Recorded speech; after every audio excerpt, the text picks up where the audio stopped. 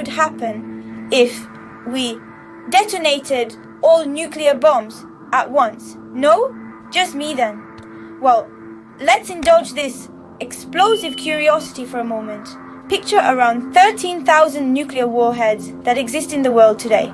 Now, let's imagine them all going off at the same time. Boom! That's a combined explosive power of over 7,000 megatons. To put that into perspective, let's use popcorn. Yes, popcorn. If each kernel of popcorn represented 1 kiloton of explosive power, we'd have enough popcorn to cover the entire surface of the Earth, oceans included, about 5 times over. And that's not just plain popcorn, folks, that's explosive popcorn. Popping all at once.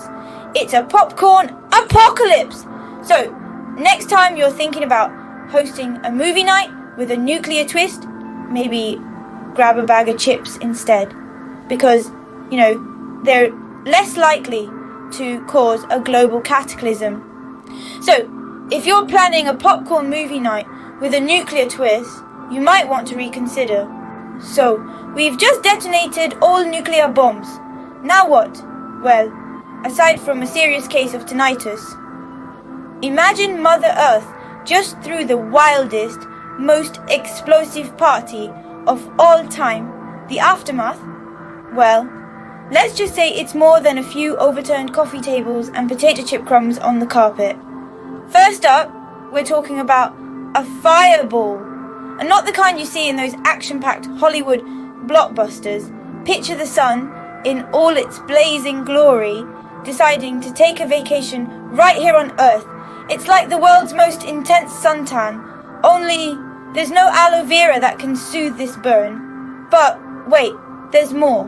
Remember that time when you felt that rumbling in your belly after eating that dodgy burrito? Now, imagine that on a planetary scale. The shockwaves from the detonation would make that seem like a gentle belly rub. We're talking serious earth-shaking, foundation-quaking action. And let's not forget about the winds. No, we're not talking about a gentle breeze on a summer's day. This is more like a hairdryer set to turbo, only 1,000 times stronger.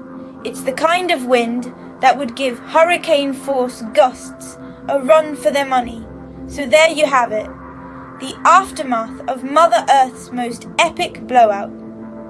Fireballs, shockwaves, and wind strong enough to make a tornado feel like a gentle zephyr.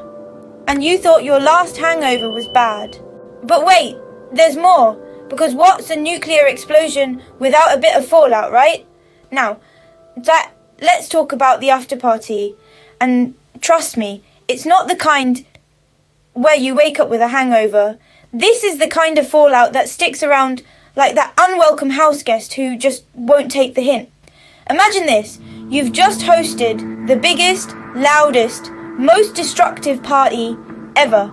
A nuclear explosion. But the party's over, and now you're left with the mess. The fallout. This isn't just a few beer bottles and pizza boxes. This is radioactive debris that has been hurled into the atmosphere, and it's coming down like confetti that nobody asked for. This fallout, it's more than just a nuisance. It's a silent, invisible, and deadly guest. It contaminates the air, the water, the soil. It seeps into everything, making it radioactive, and it's not going away anytime soon. It's like that party guest who not only refuses to leave, but also makes everyone else sick. The health effects, they're not pretty. We're talking cancers, birth defects, and a whole host of long-term health issues, and the environmental effects. Let's just say Mother Nature is not a fan of nuclear parties. So, if you're thinking of hosting a nuclear party, remember, the cleanup is a real killer. Now, I know what you're thinking.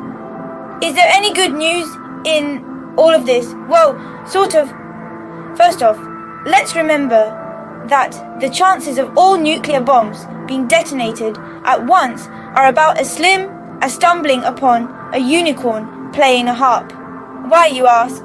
Well, Thankfully, the world isn't as trigger-happy as your favourite action movie might suggest. We've got international treaties in place and a global commitment to peace that makes such a scenario highly unlikely. Imagine trying to win the lottery while simultaneously being struck by lightning. That's how unlikely we're talking. Sure, the odds might not be zero, but they're pretty darn close. So, you can breathe a sigh of relief, erase the image of mushroom clouds from your mind, and go back to worrying about normal stuff, like whether pineapple really belongs on pizza.